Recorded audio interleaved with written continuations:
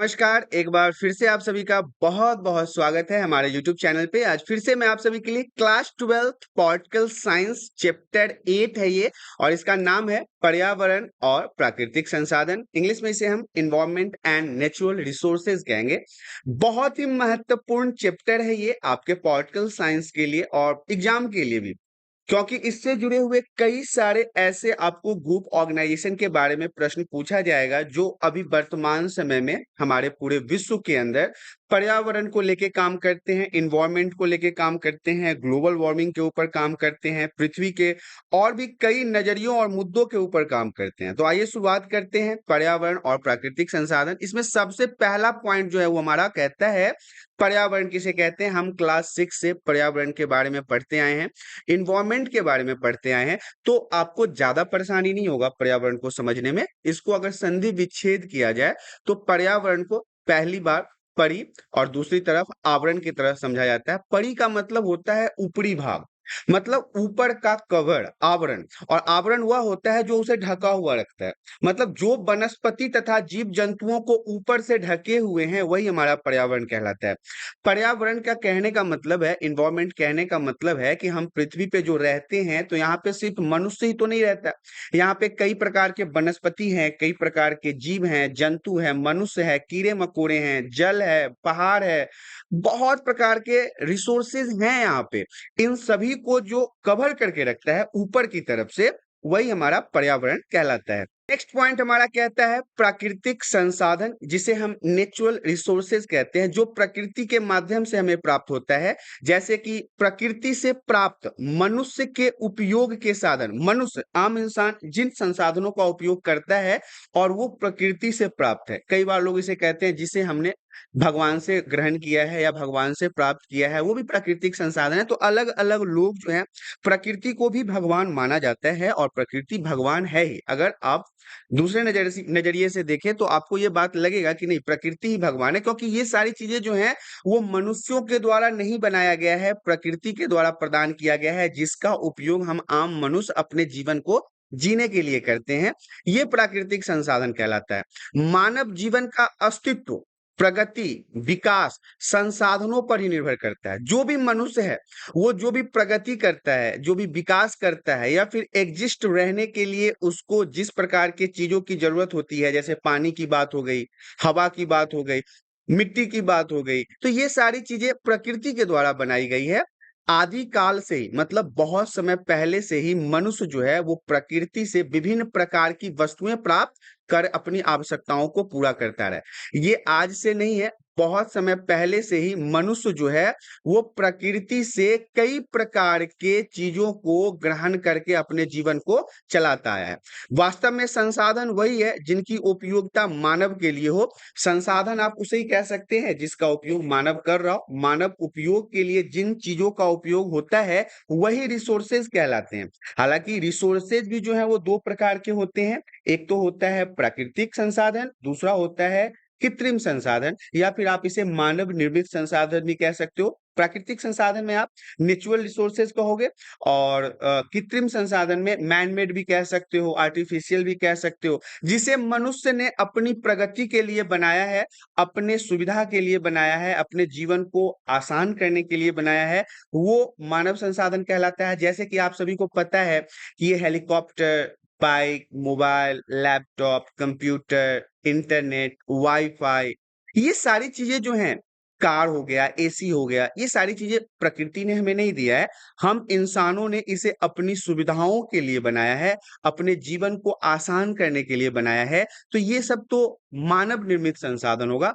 लेकिन याद रखिएगा, नेचुरल रिसोर्सेज वो संसाधन है जिसका उपयोग हम मानव अपने जीवन के अस्तित्व को बनाए रखने के लिए करते हैं, और ये इंसानों के द्वारा नहीं बनाया गया है, ये प्रकृति के द्वारा बनाया गया है, या दूसरे शब्दों में आप कह सकते हैं ये भगवान के द्वारा प्रदान किया गया है। तो ये हमारा प्राकृतिक संसाधन था और मैंने आपको यहाँ पे मानव निर्मित संसाधन भी समझा दिया है। नेक्स्ट पॉइंट हमारा कहता है विश्व में पर्यावरण प्रदूषण के उत्तरदायी कारक। अभी मैंने आपको समझाया है कि आज के समय में, वर्तमान समय में हमारे विश्व में सबसे ज्यादा जो परेशानी का कारण है वो क्या है, वो हमारे पर्यावरण को लेके प्रदूषण का कारण है। देखिए, आजकल लोग बात नहीं करते इस मुद्दे पे, चर्चा नहीं करना चाहते, लेकिन ये वास्तविकता है कि आज आम इंसान के जीवन में जितनी भी बीमारियां हो रही है, बहुत सारी ऐसी बीमारियों का नाम मैं बता सकता हूँ। जैसे मैं आपको टीबी की बात कर लूं, जैसे मैं अस्थमा की बात कर लूं, जैसे मैं कैंसर की बात कर लूं, जैसे मैं एड्स की बात कर लूं, जैसे मैं और भी शरीर के अंदर विटामिन के कमी के कारण होता है आंखों का खराब होना, त्वचा का सिकुड़ना, कम उम्र में बालों का पकना, कम उम्र में मृत्यु हो जाना, ये सब कहीं न कहीं एक प्रकार से देखा जाए तो विश्व में बढ़ रहे पर्यावरण के प्रदूषण के कारण है। क्योंकि जिस मात्रा में जनसंख्या दिन प्रतिदिन बढ़ती जा रही है, ऐसे में क्या हो रहा है, सबसे ज्यादा क्षति हमारे पर्यावरण को हो रहा है। सबसे ज्यादा नुकसान हम पर्यावरण का ही कर रहे हैं। आज से 400, 500, 1000 साल पहले आप चले जाइए, कभी आपने देखा था कि हमने एयर इंडेक्सिंग देखा था? हवा के अंदर प्रदूषण देखा था। आज अगर आप मोबाइल पे एयर इंडेक्सिंग खोल लो, खासकर हम जिन महानगरों में रहते हैं, खासकर अभी दिल्ली की अगर बात कर लो, तो आपको ये एयर पॉल्यूटेड ही मिलेगा। ऐसा बताया जाता है कि ये हवा जो है वो हमारे जीवन को नष्ट कर रहा है। कई बार आपने देखा होगा कि कहते हैं लोग कि सिगरेट पीने से लोगों के मतलब कैंसर हो जाता है, लंग कैंसर हो जाता है। तो आपको ये बात पता है कि जिस हवा को आप ग्रहण कर रहे हो वो सिगरेट से ज्यादा खतरनाक है। ऐसा एक्सपेरिमेंट में कहा गया है कि इन महानगरों में जितने पॉल्यूटेड एयर हैं वो सिगरेट से भी ज्यादा खतरनाक है, जो हमारे लंग्स को, हमारे फेफड़े को, हमारे दिल के बीमारी को बढ़ाने में सबसे कारगर साबित होता जा रहा है। तो आप समझिए कि हम कैसे विश्व में रह रहे हैं, कैसे जगह पे रह रहे हैं, किस प्रकार से जो हवा है वो पॉल्यूटेड होते जा रहा है। तो ये एक बहुत बड़ी समस्या है। और हम इस समस्या के बारे में जब भी बात करेंगे तो ये केवल और केवल भारत की बात नहीं है, या फिर आप जिस राज्य में रहते हो भारत के अंदर, उस राज्य की बात नहीं है, पूरा विश्व इससे परेशान है। 195 कंट्रीज की अगर बात कर लें तो आज के समय में बहुत ही कम ऐसे देश हैं, जैसे कि जापान वगैरह में, या फिर ऐसे देश जहां पे हरियाली बहुत है, वही देश जो है वो आजकल पॉल्यूशन से बचे हुए हैं। बचे हुए कहने का ये मतलब है कि 100% सिक्योर नहीं है, वो बचे हुए हैं, औरों की अपेक्षा कम है उनके अंदर, लेकिन है उनके यहाँ भी। चाइना, अमेरिका, ब्रिटेन, ये सब तो पॉल्यूटेड इतने हैं। चाइना में शिकागो जो है, वहां पे कहा जाता है कि वहां पे एक दिन सांस अगर आप पूरे दिन 24 घंटे उसमें बिताते हो तो आपकी जिंदगी के 3 दिन की आयु कम हो जाती है, इतना ज्यादा पॉल्यूशन है वहां पे। आप सोच सकते हो कि ये जो पॉल्यूशन है वो किस प्रकार से हमारे जनसंख्या को क्षतिग्रस्त कर रहा है, हमारे इन्वायरमेंट को ग्रस्त कर रहा है, हमारे पर्यावरण को नुकसान पहुंचा रहा है। और ये समस्या जो है वो पूरे विश्व के लिए है। हम सिर्फ और सिर्फ केवल एक और एक प्रॉपर देश भारत की बात नहीं करेंगे। और इसका जो मुद्दा आता है वो सबसे पहले आता है जनसंख्या वृद्धि से। जिस प्रकार से दिन प्रतिदिन जनसंख्या बढ़ती जा रही है, लोगों की भीड़ बढ़ती जा रही है, उसी हिसाब से ये पॉल्यूशन भी बढ़ता जा रहा है। क्योंकि पॉल्यूशन फैलाता कौन है? हम आम नागरिक ही तो फैलाते हैं। हम आम जनता के द्वारा ही तो पॉल्यूशन फैलाया जाता है। तो प्रदूषण के उत्तरदायी कारक में, मतलब प्रदूषण के फैलने के फैक्टर में जो सबसे पहला पॉइंट आएगा वो आएगा जनसंख्या वृद्धि। दूसरा है वनों की कटाई। स्टेप बाय स्टेप समझिए, जब जनसंख्या का बढ़ोतरी होगा तो लोगों को रहने के लिए आवास चाहिए, खेती करने के लिए जमीन चाहिए, तो वो क्या करेंगे? जंगलों को ही तो काटेंगे ना। तो जंगल की कटाई भी पर्यावरण के प्रदूषण होने का सबसे बड़ा फैक्टर सेकेंड नंबर पे आता है। तीसरा है उपभोक्तावादी संस्कृति को बढ़ावा, ज्यादा से ज्यादा संसाधनों का उपयोग करना। कभी कभी आपने देखा होगा, मैंने अक्सर देखा है कि पानी की ही बात अगर कर ले तो पानी एक नेचुरल रिसोर्सेज है, तो पानी लोग बर्बाद करते हैं, पानी को क्षति पहुंचाते हैं। उन्हें ये नहीं पता है कि आने वाले कुछ समयों में शायद ऐसा माना जाता है कि 300-400 सालों तक के ही लिए हमारे पास पानी का स्टॉक है, जो बच्चे पिएंगे, हम पिएंगे। 400 साल के बाद क्या होगा, आपने कभी सोचा है? लेकिन लोगों के मन में ये बन गया है कि अभी फिलहाल 400 साल तो हम नहीं जिएंगे ना, तो हम जब तक जी रहे हैं तब तक बढ़िया से यूज कर लें। लेकिन वो ये नहीं समझते हैं कि आगे आने वाले उन्हीं के जनरेशन पानी के बिना तड़प तड़प के मर जाएंगे। ये हमारा उपभोक्तावादी संस्कृति को बढ़ावा देना है। दूसरा पॉइंट अगला है इसका, संसाधनों का अत्यधिक दोहन। संसाधन जितने भी रिसोर्सेज हैं, चाहे वो पेड़ पौधे हो जाएं, या फिर वो खनिज हो जाएं, चाहे वो पानी हो जाए, चाहे वो हवा को ही प्रदूषित करना हो, ये सब नेचुरल रिसोर्सेज है, इसका बहुत दोहन हो रहा है। लोग इसको गलत तरीके से उपयोग कर रहे हैं। जंगलों को जलाना, प्रदूषित गैसों को छोड़ना, इसके अलावा फिर पानी को प्रदूषित करना, पानी भी तो प्रदूषित हो रहा है ना। जिस प्रकार से आजकल खाद खल्ली का उपयोग होता है, जितने भी ये कृत्रिम तरीकों के फर्टिलाइजर का उपयोग होता है, ये सब क्या होता है, पानी में मिलके हमारे ग्राउंड लेवल वाटर में ही तो जाता है, और फिर वही पानी तो हम पीते हैं, और वही पानी पीने के बाद तो हमारे शरीर के अंदर कैंसर जैसी खतरनाक बीमारियां होती है, क्योंकि हम मनुष्य हैं। हमारा शरीर जो है वो केमिकल खाने के लिए तो नहीं बना है ना। हम मनुष्यों का शरीर जो है वो सात्विक खाना खाने के लिए बना है, सिंपल खाना खाने के लिए बना है। हमारा जो शरीर का फंक्शन है वो केमिकल को नहीं पचा सकता है, रसायनों को नहीं पचा सकता है। लेकिन ये पानी के माध्यम से जब हमारे शरीर में जाते हैं तो ये हमारे शरीर के अंदर रोग ही तो उत्पन्न करते हैं। आजकल के समय में 80% लोग सिर्फ और सिर्फ बीमार उनके खान पान के कारण होते हैं, क्योंकि जिस प्रकार से केमिकलों का उपयोग किया जाता है खान पान में, मिलावटी चीजें हमें खिलाई जाती है, तो ये सबसे बड़ा कारण होता है रोग को उत्पन्न करने का। नेक्स्ट पॉइंट हमारा कहता है औद्योगिकरण को बढ़ावा। स्वाभाविक सी बात है, जनसंख्या बढ़ेगी तो रोजगार भी चाहिए, रोजगार चाहिए तो रोजगार कोई ऊपर से बरसता तो नहीं है ना। इसके लिए हमें फैक्ट्री लगाने पड़ेंगे, उद्योग लगाने पड़ेंगे, और उद्योग लगाने के लिए फिर वही बात है, जमीन को साफ करना पड़ेगा, वहां पे केमिकल निकलेंगे, वहां से धुआं निकलेगा, वहां से पानी प्रदूषित होगा। तो औद्योगिकरण का बढ़ावा भी एक प्रकार के प्रदूषण के फैक्टर में ही जाना जाता है। इसके अलावा है परिवहन का अत्यधिक साधन। आजकल के समय में आपने देखा होगा कि कोई भी ऐसा व्यक्ति नहीं है जिसके पास बाइक नहीं है। हाँ, कार सभी व्यक्ति के पास नहीं हो सकता है, लेकिन बाइक तो लगभग लगभग हर एक व्यक्ति के पास है। तो ये संसाधनों का मतलब ये हुआ कि हर व्यक्ति, जितने करोड़ की जनता है उतने सारी बाइकें हैं, और ये सारी बाइकें जो है वो धुआं के रूप में कार्बन डाइऑक्साइड ही तो छोड़ता है। और ये कार्बन डाइऑक्साइड क्या करता है, हमारे पर्यावरण को प्रदूषित ही तो करता है। और यही एक कारण भी है कि इतने। नेक्स्ट पॉइंट हमारा कहता है पर्यावरण आंदोलन, इन्वायरमेंटल मूवमेंट। अब देखिए, पर्यावरण को लेके जितने भी आंदोलन हुए हैं, जितने भी स्ट्राइक हुआ है, जितने भी क्रांति हुई है, इसके बारे में जान लेते हैं।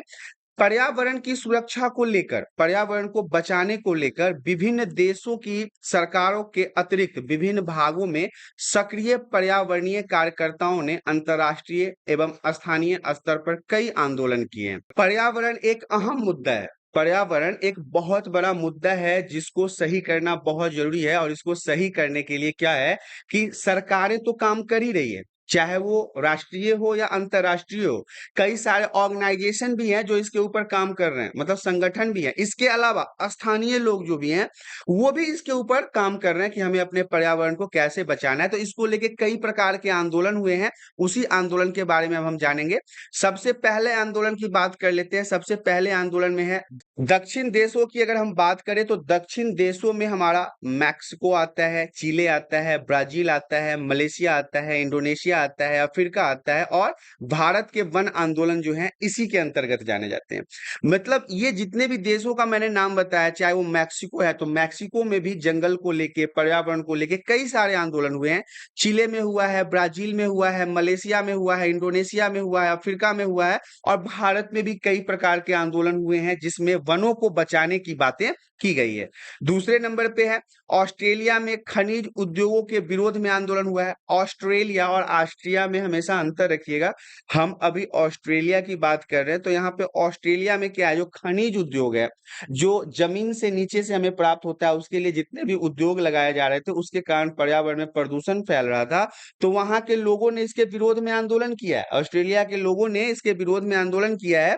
और तीसरे नंबर पे है थाईलैंड, दक्षिण अफ्रीका, इंडोनेशिया, चीन, भारत में बड़े बांधों के विरोध में ये आंदोलन हुआ है। हमारे यहाँ जो बड़े बड़े बांध का निर्माण किया जा रहा था, तो उस समय जंगलों में रहने वाले जनजातीय समुदाय के जो लोग थे, पहले तो उनको निकाला गया, बड़ी मात्रा में पेड़ पौधों को काटा गया, बड़ी मात्रा में मिट्टी की खुदाई की गई। तो इसके विरोध में हमारे भारत में भी लोगों ने आवाज उठाया है, आंदोलन किया है, जिसमें आपको एग्जाम्पल के रूप में नर्मदा बचाओ आंदोलन सबसे प्रसिद्ध है। याद रखिएगा, नर्मदा बचाओ, नर्मदा नदी के ऊपर जब बांध बन रहा था, डैम बन रहा था, तो सबसे पहले तो वहां के लोकल लोगों को वहां से हटाया गया। इसके अलावा वहां के बड़ी मात्रा में पेड़ पौधों को काटा गया। तो वहां के लोगों ने इसके खिलाफ आंदोलन किया कि भाई ये सही नहीं है, हमारे पर्यावरण को इस तरह से आप दोहन मत कीजिए। नेक्स्ट पॉइंट हमारा कहता है पर्यावरण प्रदूषण के संरक्षण के उपाय। संरक्षण का मतलब होता है बचाना। पर्यावरण को हम प्रदूषित होने से कैसे बचाएंगे,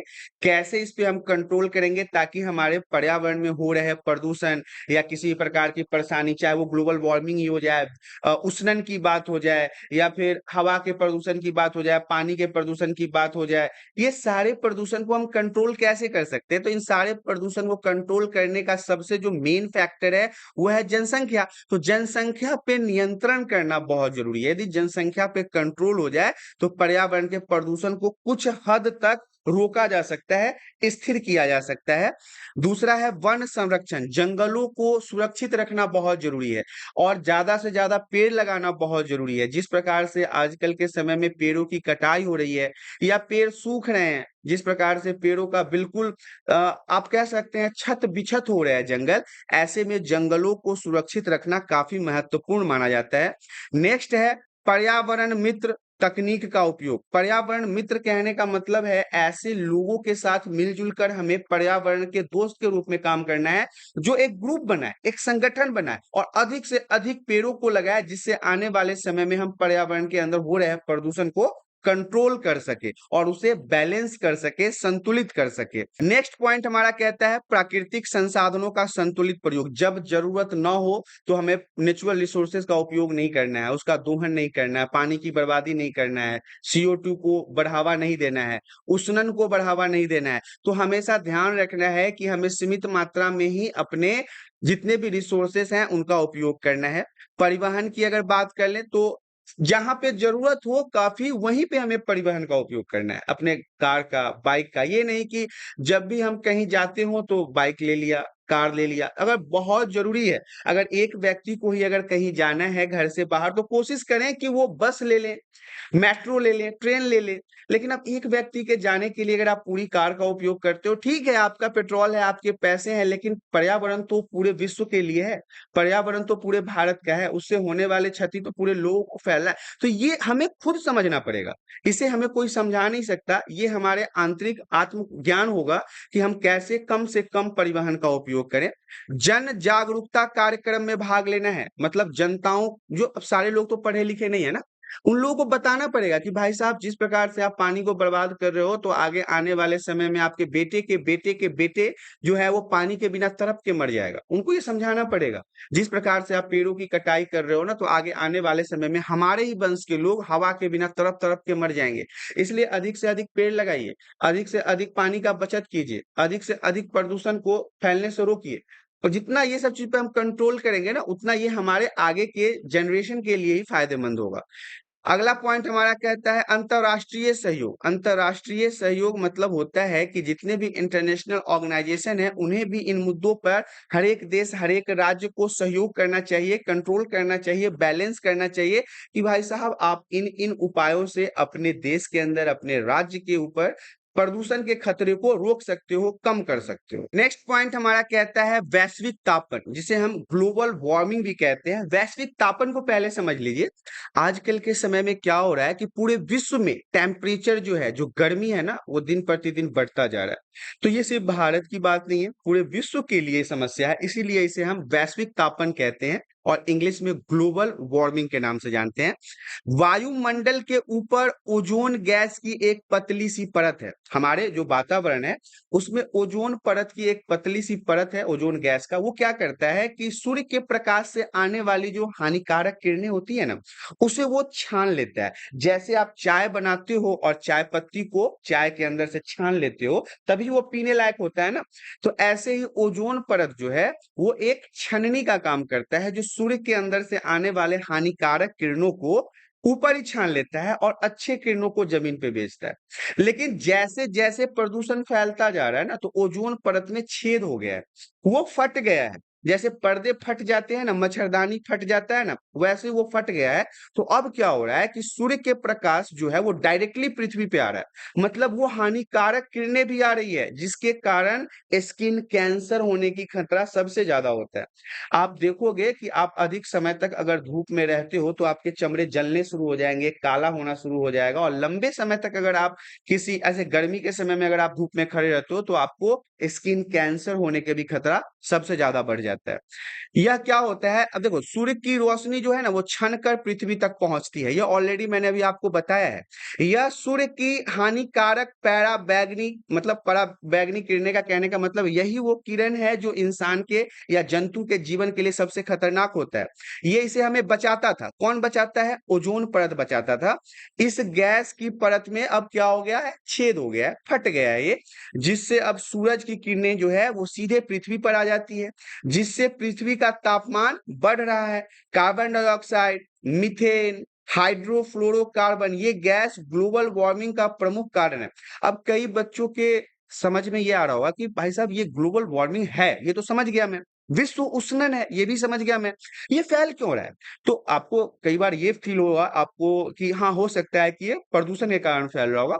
एग्जैक्टली ये प्रदूषण के कारण ही फैल रहा है, लेकिन इसका सबसे मुख्य कारण अभी के समय में एसी है, जिसे हम एयर कंडीशनर कहते हैं, क्योंकि ये जो आजकल के हर घर में एसी लगा हुआ है ना, इस एसी के अंदर से जो गैस निकलता है उसे हम कहते हैं हाइड्रोफ्लोरोकार्बन, जो ओजोन परत के छेद करने में, उसके पर्दे को फाड़ने में सबसे अहम भूमिका निभाता है। अपने सुख सुविधाओं के लिए आजकल के समय में ज्यादातर लोग एसी का उपयोग करते हैं, लेकिन ये एसी से निकलने वाले गैस जो है वो हमारे पर्यावरण को सबसे ज्यादा प्रदूषित कर रहा है, और ये एकमात्र और मुख्य कारण है कि आज पूरे विश्व में ये टेम्परेचर बढ़ रहा है, टेम्परेचर जो है दिन प्रतिदिन बढ़ता जा रहा है। नेक्स्ट पॉइंट हमारा कहता है जलवायु परिवर्तन, जिसे हम क्लाइमेट चेंज कहते हैं। देखिए ग्लेशियर, ग्लेशियर समझ लीजिए पहले, ग्लेशियर क्या होता है। ग्लेशियर जो है वो बर्फ का एक भाग है जो ज्यादातर आपको समुन्द्र के अंदर दिखाई देगा, जैसे कि अटलांटिक महासागर के अंदर अगर हम बात कर लें तो सिर्फ और सिर्फ ग्लेशियर ही है, सिर्फ जो पानी है वो बर्फ के रूप में है। अगर वो सारे बर्फ जो अगर पिघल जाए तो हमारी पृथ्वी जो है वो जलमग्न हो जाएगी, पूरा पानी और पानी हो जाएगा। लेकिन जिस प्रकार से गर्मी बढ़ रही है तो बर्फ भी तो पिघलेगा, तो समुद्र का जो लेवल जो है वो भी बढ़ेगा। और आपको पता है कि समुद्र कोई छोटा मोटा चीज तो नहीं है, समुद्र के अंदर अगर एक उंगली के बराबर अगर वो लेवल बढ़ता है तो कई सारे समुद्र के किनारे के शहरों को ले डूबेगा। तो जिस प्रकार से टेम्परेचर बढ़ रहा है तो ये हमारे पृथ्वी के लिए खतरे का संकेत है। ग्लेशियर की बर्फ तेजी से पिघल रही है क्योंकि गर्मी बढ़ रही है ना, टेम्परेचर बढ़ रहा है, जिसके कारण समुद्र का स्तर भी बढ़ रहा है। और इसको हम क्या कहते हैं, मतलब जलवायु परिवर्तन हो रहा है, इसको हम कह सकते हैं कि ये हमारा क्लाइमेट चेंज हो रहा है। उस स्थान पर इसका ज्यादा खतरा है जो समुद्र के किनारे बसे हुए हैं। अब हम गुजरात की बात कर लें, हम कलकत्ता की बात कर लें, हम मुंबई की बात कर लें, हम बेंगलोर की बात कर लें, हम कर्नाटक की बात कर लें, आंध्र प्रदेश की बात कर लें, तमिलनाडु की बात कर लें, उड़ीसा की बात कर लें, तो ये इतने बड़े बड़े राज्य हैं जिनको खतरा है। अगर इस प्रकार से विश्व उष्णन बढ़ता रहा तो समुद्र का लेवल बढ़ता जाएगा, और आने वाले समय में आपको पता है मैंने जितने भी शहरों के नाम बताए, जितने भी राज्यों के नाम बताए हैं, आज वो इंडिया के टॉप स्टेट्स में आते हैं, टॉप राज्यों में आते हैं। अगर यही सब खत्म हो गया तो आप क्या सोच सकते हो कि हमारी इकोनॉमी किस प्रकार से ध्वस्त हो जाएगी। और ये इतने पे ही तो नहीं रुकेगा, उष्णन तो बढ़ ही रहा है, तो ये तो चलो समुद्र के किनारे वाले राज्यों को खतरा है, लेकिन उसके बाद ये फिर उत्तर प्रदेश, बिहार, झारखंड, ये सब कहाँ जाएगा? आगे आने वाले समय में ये तो भी तो डूब जाएगा।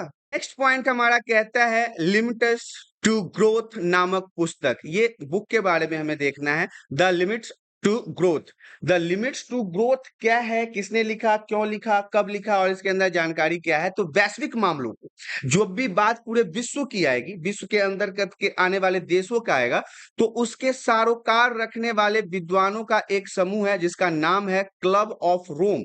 एक ऐसा क्लब, एक ऐसा ग्रुप, एक ऐसा संगठन जिसमें वही लोग शामिल हैं जो पूरे विश्व के मामलों को ध्यान में रखते हुए मुद्दों को सामने रखते हैं, जैसे आतंकवाद हो गया, जैसे वैश्विक उष्णन हो गया, जैसे और भी लड़ाइयों की समस्याएं हो गई। तो इन सभी मामलों को जो सामने रखता है उस क्लब का नाम है क्लब ऑफ रोम। और 1972 में एक पुस्तक लिमिट्स टू ग्रोथ लिखी गई। इस पुस्तक में बताया गया कि जिस प्रकार से दुनिया की जनसंख्या जो बढ़ रही है, जिस प्रकार से दुनिया में जनसंख्या बढ़ रही है, जिस प्रकार से लोगों की संख्या बढ़ रही है, उसी प्रकार संसाधन कम होते जा रहे हैं। इनका कहना था, किसका, क्लब ऑफ रोम के मेंबर का, उन्होंने द लिमिट्स टू ग्रोथ में ये बात बताई कि लोगों की जनसंख्या बढ़ रही है, और ये सिर्फ रोम की, फ्रांस की बात नहीं है, पूरे विश्व में कोई भी पीछे नहीं है। कोई भी जनसंख्या बढ़ाने में कोई भी ऐसा देश जो है वो पीछे नहीं है। हर देश में जनसंख्या बढ़ रहा है।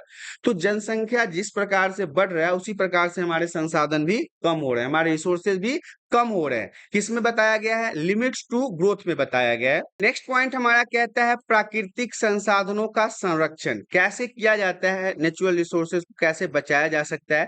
तो इसके लिए दो चीजों को आपको पढ़ना है। पहले नंबर पे तो हमारा आता है रियो सम्मेलन, जिसे हम पृथ्वी सम्मेलन भी कहते हैं, और दूसरा है क्योटो प्रोटोकॉल। ये भी आपको जानना है क्योंकि ये भी 3 नंबर में एग्जाम में बोर्ड में पूछा जाता है। तो प्राकृतिक संसाधनों के संरक्षण के बारे में जान लेते हैं, जिसमें सबसे पहले नंबर पे आता है रियो सम्मेलन या फिर पृथ्वी सम्मेलन। इसे हम अर्थ समिट भी कहते हैं। कई बार आपने न्यूज में सुना होगा, जिसमें कई देशों के बड़े बड़े जो नेता होते हैं वो जमा होते हैं, मीटिंग करते हैं और समस्याओं का समाधान ढूंढते हैं जो पूरे विश्व के लिए है। जैसे 1992 में संयुक्त राष्ट्र संघ का पर्यावरण और विकास के मुद्दे पर केंद्रित एक सम्मेलन ब्राजील के रियो डी जेनेरियो में हुआ था। जेनेरियो में यह सम्मेलन हुआ था, याद रखिएगा। 1992 में संयुक्त राष्ट्र संघ का पर्यावरण और विकास के मुद्दे पर ध्यान को केंद्रित करते हुए एक सम्मेलन हुआ, जो ब्राजील के एक शहर रियो डी जेनेरियो में हुआ था।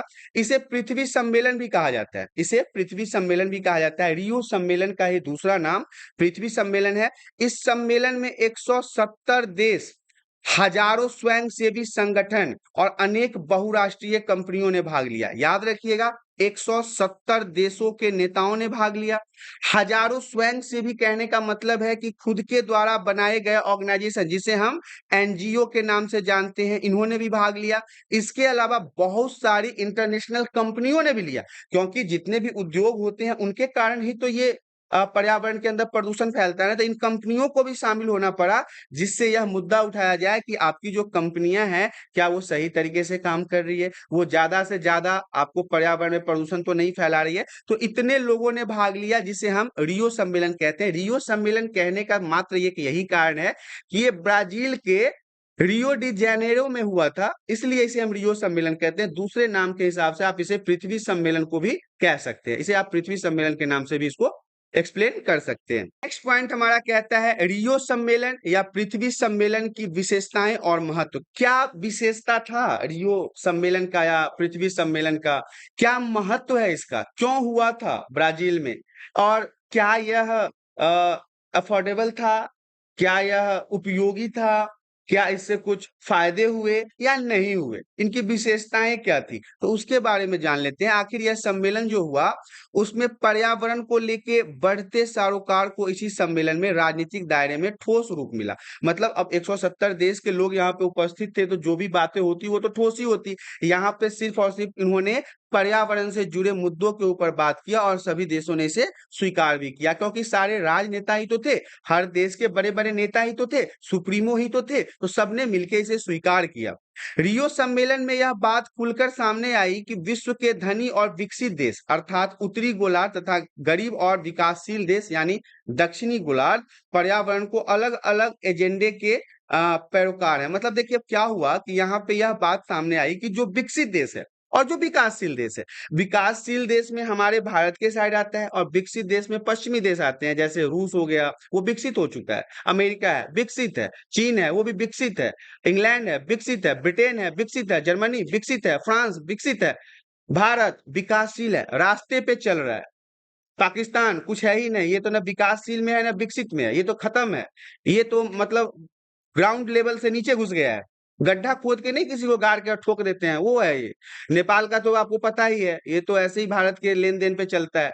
तो इधर अगर देख लीजिए ना, तो हम भारतीय हैं जो विकासशील हैं, अभी विकास कर रहे हैं, विकसित नहीं है। तो ये दोनों लोगों के बीच में जो अंतर बताया गया कि जो विकसित देश हैं और जो विकासशील देश हैं, ये पर्यावरण का अलग अलग तरह से उपयोग करते हैं। इस मुद्दे में एक और बात आपको बताऊंगा मैं आपको आगे, कि इसमें यह भी कहा गया कि भाई मतलब कि जो हमारे पास रिसोर्सेज हैं उसका उपयोग कम किया जाए। तो विकासशील जो देश था वो भड़क गया, कहा भाई तुम लोग रिसोर्सेज का उपयोग कर करके तो विकसित हो गए, हम लोग अब विकसित हो रहे हैं विकासशील के रास्ते पे, तो कहते हो पर्यावरण का उपयोग नहीं करना है। ऐसा नहीं होगा, दोनों के बीच में मनमुटाव हो गया। अब यहाँ पे उस मुद्दे के ऊपर भी हम चर्चा करेंगे। सबसे पहले हम इस पॉइंट को देख लेते हैं। उत्तरी देशों की मुख्य चिंता ओजोन परत को नुकसान और ग्लोबल वार्मिंग को लेकर थी, क्योंकि विदेश के ज्यादातर देशों में ना समुद्र बहुत ज्यादा है, तो उन्हें भी तो इस बात का टेंशन है कि ग्लोबल वार्मिंग होगा, समुद्र का लेवल बढ़ेगा तो हम लोग चले जाएंगे। जबकि दक्षिणी देश आर्थिक विकास और पर्यावरण प्रबंधन का आपसी रिश्तों को सुलझाने के लिए ज्यादा चिंतित है। अब हम अगले पॉइंट की बात करेंगे। रियो सम्मेलन में क्या हुआ? जलवायु परिवर्तन, जैव विविधता, वानिकी के संबंध में कुछ नियमाचार निर्धारित हुए, कुछ नए नियम बनाए गए कि यहाँ पे 170 देश के लोग बैठे थे ना, तो इन सभी ने मिलकर कुछ नए नियम बनाए जलवायु को लेके भी, कि ऐसे जलवायु को लेके चलना है, जैव विविधता को लेके, इसके अलावा जंगलों को लेके कि ज्यादा कटाई वगैरह नहीं करें। इन लोगों ने अपना नियम बनाया और इसमें एजेंडा 21 के रूप में विकास के कुछ तौर तरीके सुझाए गए। देखिए एजेंडा 21 आपके लिए वीवीआई पॉइंट रहेगा, वीवीआई रहेगा ये। अब एजेंडा 21 को मैं आपको समझाऊंगा, पहले हम इस पॉइंट को क्लियर कर लेते हैं कि रियो सम्मेलन की विशेषताएं और महत्व क्या था। इसमें जो है इस सम्मेलन में टिकाऊ विकास का तरीका सुझाया गया। ये नहीं कि अभी हम बात करके गए, 170 देश आए हुए हैं, कुछ भी बात कर लिया फिर यहां से निकल गए और भूल गए, नहीं। संधि हुई, पेपर पे हस्ताक्षर हुआ, 170 देशों का सिग्नेचर लिया गया कि भाई इस मुद्दे को लेके चलना पड़ेगा। तापमान बढ़ रहा है, ग्लोबल वार्मिंग बढ़ रहा है, विश्व में गर्माहट बढ़ रही है, तो समुद्र वाले देश तो जरा संभल ही जाओ, सबसे पहले तुम ही जाओगे भीतर में। यहाँ पे ऐसे विकास की कल्पना की गई जिसमें विकास के साथ साथ पर्यावरण को भी नुकसान न पहुंचे। ठीक है, सारे देश विकास करना चाहते हैं, सभी कीजिए, बनाइए, मॉल बनाइए, डैम बनाइए, फैक्ट्रियां लगाइए, लेकिन एक बात का ध्यान रखिएगा कि आपको ना पर्यावरण को क्षति नहीं पहुंचाना है। पर्यावरण को क्षति पहुंचाए बिना यदि आप विकास कर सकते हैं तो उस विकास को कीजिए। अभी मैंने आपको समझाया था एजेंडा 21, दिमाग में आप अपने जिंदगी भर के लिए इसे बैठा लीजिएगा। एजेंडा 21 सिलेबस में तो है ही और सिलेबस के आउट में भी आपको ये बहुत काम आएगा।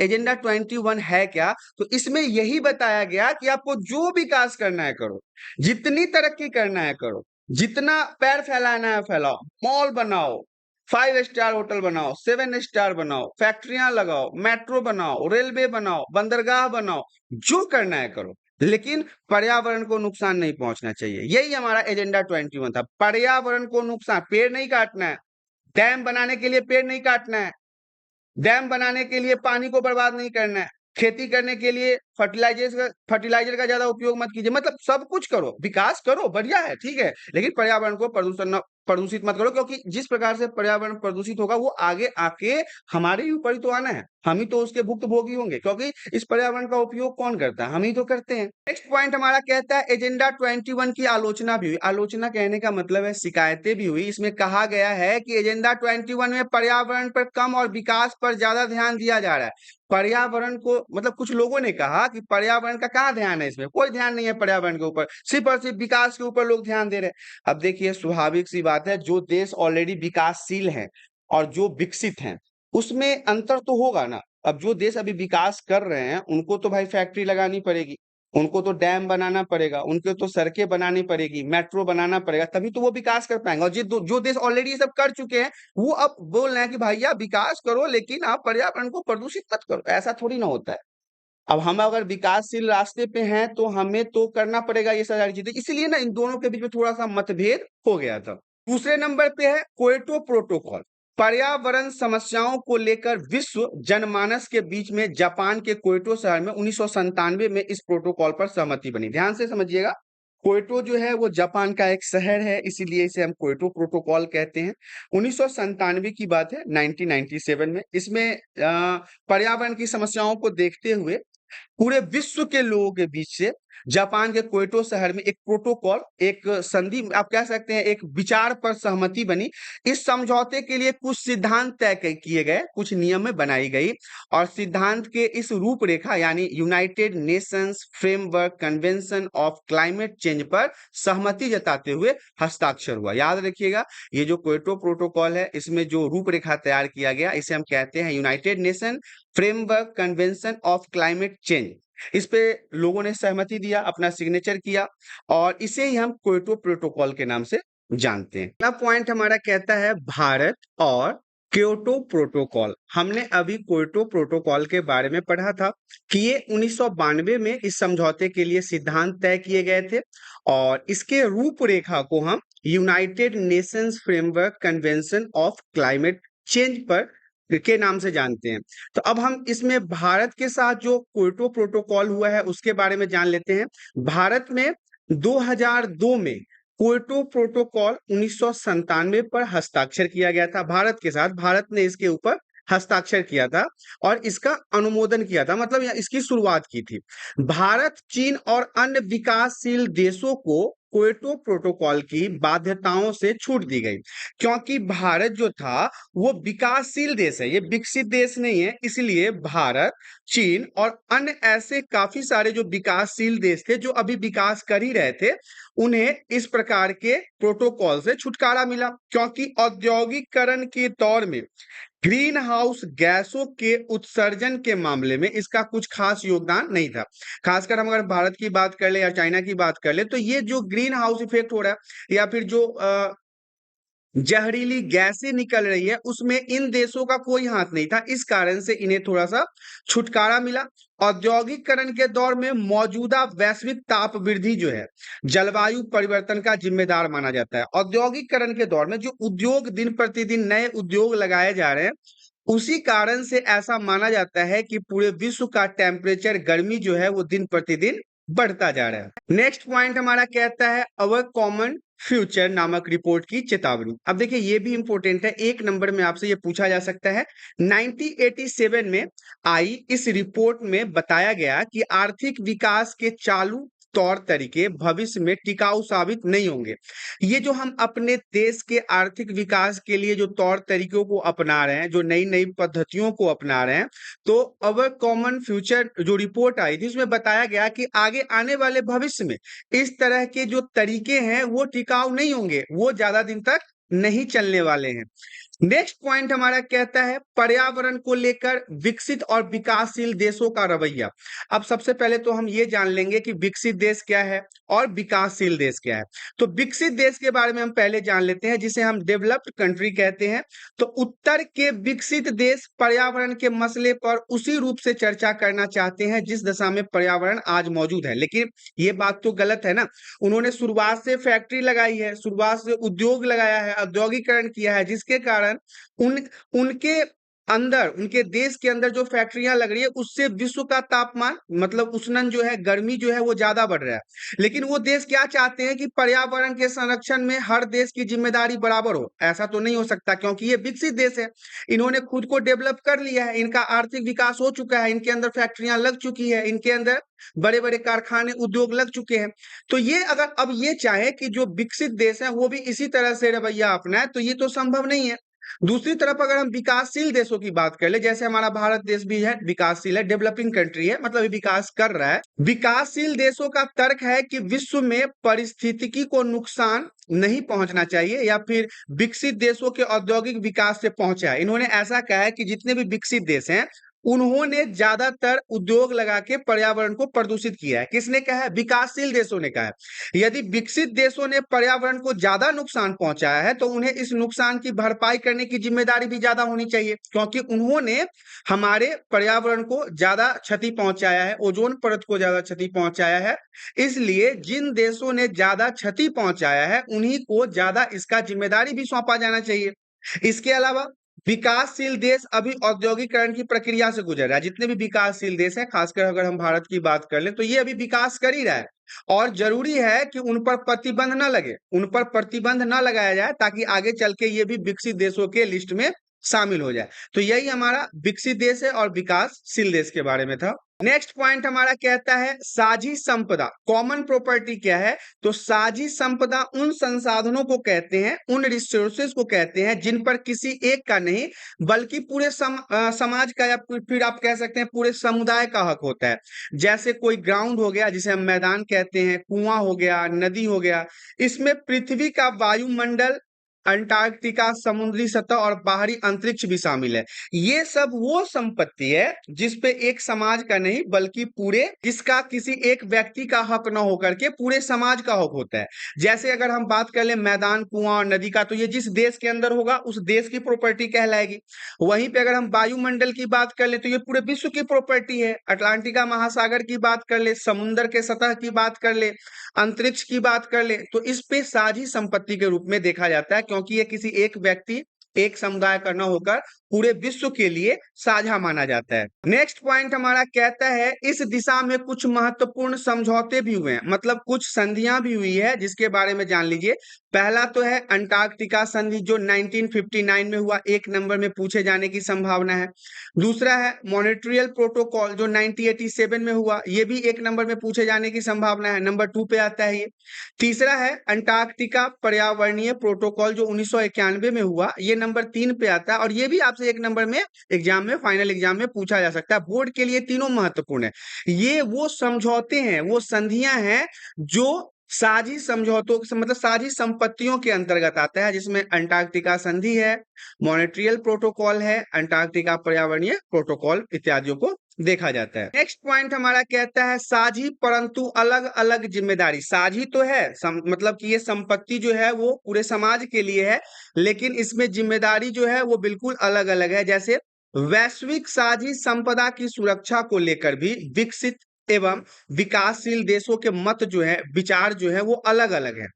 विकसित देश इसकी सुरक्षा की जिम्मेदारी सभी देशों में बराबर बांटने के पक्ष में है, लेकिन विकासशील कहता है नहीं भाई, जिसने पर्यावरण की क्षति ज्यादा किया है उसकी जिम्मेदारी भी ज्यादा होनी चाहिए। जिसने ज्यादा उद्योग लगाया है, जिसने ज्यादा फैक्ट्रियां लगाई है, जिसने पर्यावरण को ज्यादा प्रदूषित किया है, तो उन्हें उनकी जो जिम्मेदारी है वो ज्यादा होनी चाहिए। लेकिन विकसित देश इससे सहमत नहीं होता है। दूसरा यह है कि विकासशील देश अभी विकास की प्रक्रिया में, अभी तो वो ग्रोथ ही कर रहा है, तो उसके ऊपर ज्यादा पाबंदियां न लगाया जाए, ये विकासशील देशों का कहना है। तथा विकासशील देशों की जिम्मेदारी जो है वो कम होनी चाहिए विकसित देशों की अपेक्षा। नेक्स्ट पॉइंट हमारा कहता है वन प्रांत। तो गांव देहातों में कुछ ऐसी जगह होती है जो पवित्र माने जाते हैं, जिसको लोग अपनी संस्कृति के हिसाब से पूजा पाठ के नजरिए से देखते हैं। कई बार आपने गांवों के अंदर पीपल के पेड़ का पूजा होते हुए देखा होगा, इसके अलावा तुलसी के पेड़ का पूजा होते हुए देखा होगा, नीम के पेड़ का पूजा होते हुए देखा होगा। तो ऐसा माना जाता है कि इन जगह पर देवी देवताओं का वास होता है। हम अपने गांव में इन संस्कृतियों को मानते हैं, इसलिए यहाँ पेड़ को काटा नहीं जाता है। यह परंपरा चाहे जो भी हो, पर इस प्रथाओं के कारण पेड़ पौधों का बचाव हुआ है, पेड़ पौधों को कम काटा जाता है। आज भी हमारे गांव में पीपल के पेड़ को लोग जल्दी नहीं काटते, कहते हैं ब्रह्म बाबा होते हैं, ऐसे काटोगे तो बहुत दोष उत्पन्न होता है। और पीपल का पेड़ एक ऐसा पेड़ है जो आपको बहुत अधिक मात्रा में ऑक्सीजन प्रदान करता है, इसलिए शुद्ध भी है। हमारे आस्थाओं के मर्यादा के हिसाब से भी उसे काफी बचाया जाता है। नेक्स्ट पॉइंट हमारा कहता है भारत में भी पर्यावरण सुरक्षा के विभिन्न कार्यक्रमों के माध्यम से अपना योगदान दिया है। देखिए भारत ने भी क्या किया है, पर्यावरण सुरक्षा मतलब इन्वायरमेंट को बचाने के लिए अलग अलग कार्यक्रमों में अपना योगदान देता रहता है, अपनी भूमिका निभाता रहता है। जैसे 2002 में क्योटो प्रोटोकॉल पर हस्ताक्षर करके उसके जिम्मेदारी को ग्रहण किया। दूसरा पॉइंट है 2005 में G8 के जो समिट बैठक हुआ था, उसमें विकसित देशों द्वारा की जा रहे ग्रीन हाउस गैसों के उत्सर्जन में कमी पर जोर दिया। तीसरा है नेशनल ऑटो फ्यूल पॉलिसी के अंतर्गत वाहनों में स्वच्छ ईंधन का प्रयोग करेगा। मतलब स्वच्छ ईंधन कहने का मतलब ऐसे तेल का उपयोग करेगा, ऐसे पेट्रोल का उपयोग करेगा जिससे प्रदूषण कम फैले। तो ये सारी चीजें हैं। इसके अलावा और भी पॉइंट्स हैं जिसके माध्यम से भारत अपने योगदान को दर्शाता है। जैसे 2001 में ऊर्जा संरक्षण अधिनियम पारित किया गया, 2003 में बिजली अधिनियम का नवीकरणीय ऊर्जा के इस्तेमाल को बढ़ावा दिया गया। नेक्स्ट है भारत में बायोडीजल से संबंधित राष्ट्रीय मिशन पर कार्य चल रहा है, बायोडीजल बना रहा है। इसके अलावा भारत में SAARC के मंच पर सभी राष्ट्रों द्वारा पर्यावरण की सुरक्षा का एक नया राय बनाना चाहता है, मतलब एक नए तरीके से पर्यावरण को सुरक्षित करने की व्यवस्था को शुरुआत करना चाहता है। तो भारत ने अपने कई सारे मुद्दों पर अहम भूमिका निभा रहा है। इसके अलावा भारत ने पर्यावरण की सुरक्षा एवं संरक्षण के लिए 2010 में राष्ट्रीय हरित प्राधिकरण, जिसे हम NGT कहते हैं, इसकी स्थापना किया। ये जितने भी पॉइंट मैं आपको बता रहा हूं ना, ये भारत के योगदान के रूप में देखा जाएगा कि उसने पर्यावरण को बचाने के लिए सारे कार्यों को किया है। नेक्स्ट पॉइंट है भारत विश्व का पहला देश है जहां अक्षय ऊर्जा के विकास के लिए अलग मंत्रालय है। अक्षय ऊर्जा के लिए अलग मंत्रियों का निर्माण किया गया है, एक अलग से राजनीतिक ऑर्गेनाइजेशन का निर्माण किया है जो इन ऊर्जाओं के ऊपर, एनर्जी के ऊपर कार्य करता है। नेक्स्ट पॉइंट है कार्बन डाइऑक्साइड उत्सर्जन में प्रति व्यक्ति कम योगदान। अमेरिका में 16 टन है, जापान में 8 टन है, चीन में 6 टन है और भारत में मात्र 138 टन है। तो ये सबसे कम भारत में ही है जो यहाँ के लोग कार्बन डाइऑक्साइड का उत्सर्जन कम करते हैं। नेक्स्ट पॉइंट है, भारत ने पेरिस समझौते पर 2 अक्टूबर 2016 में हस्ताक्षर किए, अपना योगदान दिया ताकि पर्यावरण को और बेहतर बनाया जा सके। 2030 तक भारत ने उत्सर्जन तीव्रता को 2005 के मुकाबले 33.35% कम करने का लक्ष्य रखा है कि हम जो उत्सर्जन करते हैं कार्बन डाइऑक्साइड का उसको इतना मात्रा में और कम कर देंगे। नेक्स्ट पॉइंट है, COP23 में भारत वृक्षारोपण मतलब पौधों को फिर से लगाने, जंगलों को वृद्धि मतलब बढ़ाने के माध्यम से 2030 तक 2.5 से 3 बिलियन टन CO2 के बराबर सिंक बनाने का वादा किया। ये सब भारत का योगदान है जिससे पूरा विश्व प्रभावित है, मतलब पूरा विश्व हमारे भारत का गुणगान कर रहा है, जय जयकार कर रहा है। नेक्स्ट पॉइंट हमारा कहता है, संसाधनों की भू राजनीति। यूरोपीय देशों के विस्तार का मुख्य कारण अधीन देशों का आर्थिक शोषण रहा है। आर्थिक शोषण कहने का मतलब है, इसे यूरोपीय देशों के विस्तार का मुख्य कारण कहने का क्या मतलब है कि वो उन्होंने, अब जैसे इंग्लैंड को ही ले लो, ब्रिटिश को ले लो, उन्होंने दूसरे देश का शोषण ही तो किया है, हमारे भारत के संसाधनों का शोषण ही तो किया है। जिस देश के पास जितने संसाधन होंगे उसकी अर्थव्यवस्था उतनी मजबूत होगी। यही सब सोच के तो अंग्रेजों ने भारत को लूट लिया। अब हम इमारती लकड़ी के बारे में बात कर लेते हैं। पश्चिम के देशों ने जलपोतों के निर्माण के लिए दूसरे देशों के वनों अर्थात जंगलों पर कब्जा कर लिया ताकि वो नौसेना मजबूत कर सके और विदेशों में इसका व्यापार कर सके। नेक्स्ट है हमारा तेल भंडार। तो देखिए, विश्व युद्ध के बाद उन देशों का महत्व बढ़ा जिनके पास यूरेनियम और तेल जैसे संसाधन थे। यूरेनियम याद रखिएगा रूस के पास बहुत ज्यादा है। विकसित देशों ने तेल की निर्बाध आपूर्ति के लिए समुद्री मार्गों पर सेना तैनात किया। तो ये तेल का भंडार है, ज्यादातर इसमें रूस का ही नाम आता है क्योंकि उसके पास यूरेनियम भी है और तेल का भंडार भी है, इसीलिए वो बहुत अर्थव्यवस्था में काफी मजबूत माना जाता है। नेक्स्ट पॉइंट है जल, वाटर की अगर हम बात कर लें तो पानी के नियंत्रण एवं बंटवारे को लेकर लड़ाइयां हुई है।